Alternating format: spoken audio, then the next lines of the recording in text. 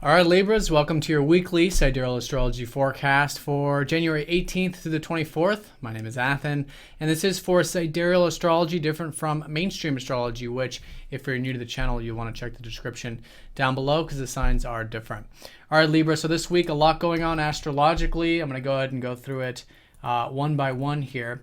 It all starts here on Monday with Mars trending up to Neptune and your ruler Venus squaring up to Jupiter and the North Node. So your ruler here, Venus, will be the emphasis probably this early part of the week, where you could be feeling maybe quite optimistic. Maybe you're seeing the bigger picture of things, probably more in alignment with the group stuff, collective things, and maybe even your ideals, since there is a lot of this energy shifting for you for this beginning of the year with the North Node going into that 11th. So for about the past 6 or so months, you've already had a lot of expansion or at least awareness about the importance of either networking, of groups, of basically being a part of things larger than self, or maybe seeing what can be implemented that's on the horizon about your dreams and ideals. So whatever that is for you, it's an excellent early part of the week to take that active energy of the square and put it towards whatever those things might be. And I do want to say too, because Jupiter is retrograde, it is sort of malleable, so it is good to kind of treat it as an experiment and see where a lot of these new insights do take you. Now, also on Monday, that Mars trining up to Neptune does signify an easygoingness for you in regards to those behind-the-scenes activities with Mars transiting that 12th house. So for about the past couple months, if you've been feeling more motivation to get rest, just more intent on getting rest, more intent on getting that alone time, could be quite nice here this early part of the week, whether you're active or not.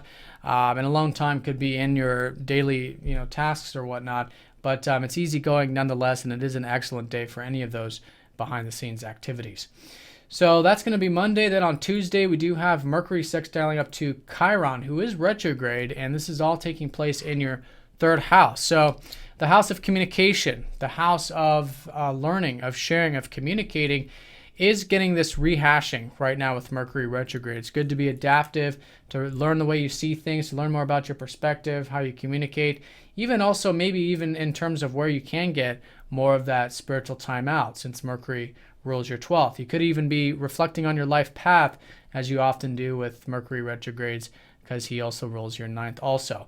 But Mercury is going to be going over Pluto and squaring up to Uranus again this week, so a lot of transformation with those areas.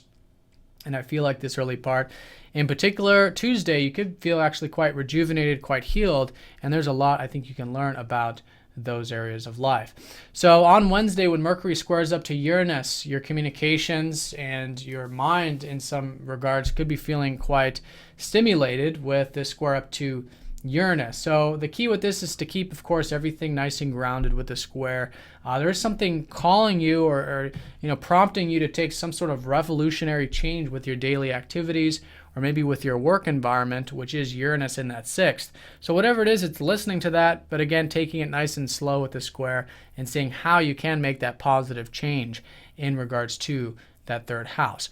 Now, the changes are going to happen continuously through the week, especially on Friday when Mercury goes over that Pluto. So it's all about being open to letting go of any old energies, old perspectives, old ways of seeing things, old practical, old rational perspectives perhaps.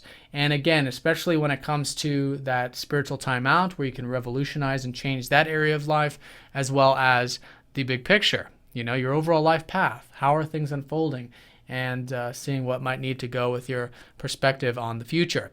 So with that, you are creating new beginnings. And this is very introverted because Mercury is retrograde. So it's more like rehashing it, rethinking about it, and reflecting on it. And then next week, once Mercury goes direct, he's going to go back over that Pluto. And that, I think, will be more of an applicable time to put forward these changes. But it could be, so it's important in either case to be open to that change. And I think just treating this as the learning process of learning more about those areas and creating change where change might be necessary.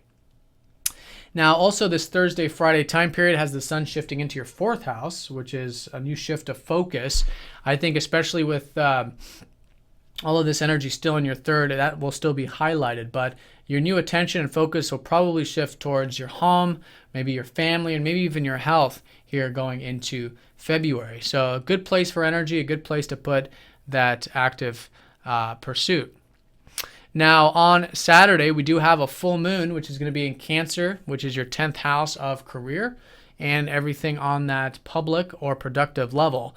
So if you've been involved with anything over the past 6 months in regards to these areas, it could be a culmination, but at the very least, you are seeing that area very clearly, and that can be disseminated into the other areas of your chart quite well. Now, it is going to be squaring up to Mars, so it is important to take it, again, nice and slow with this, but if you are prompted to take some action, that slow and steady action can be very constructive with these career or productive things. Now, also on the weekend, we do have the Jupiter North Node conjunction, which is a very important aspect. It's been within orb for the past couple weeks. So there could be, this weekend, some insights specifically about those big picture ideas or those ideals, things that you might be wanting to move forward with in the collective sense, or with your, progressive ideas or whatnot of that 11th house. So it's great energy to work with. It could be literal opportunities for some of you, but I feel like because Jupiter is retrograde, it's more of an internal process, and really rehashing and rethinking can set those foundations for these next 2 years, which will be this life path unfoldment of the groups and the ideals for you. Now, Venus does go into Sagittarius on the weekend also, so you'll probably notice this shift where I think things over the past few weeks have been, on some level, you getting that disciplined approach, really working hard for that material security or the values in your life, which will still be the case because you do have Saturn here. But you'll notice probably going into next week, you are just probably wanting to learn more, maybe do some of that communication, do some of that writing and whatnot of that third house, which again is still in flux and is still going through transformation next week. But having your ruler here, and Venus is usually a lighter planet, does tend to lift up the energies and help you enjoy some of those more practical aspects of life. All right, Libra, so have a great week. Thanks for watching, and I'll see you guys all next week. Take care.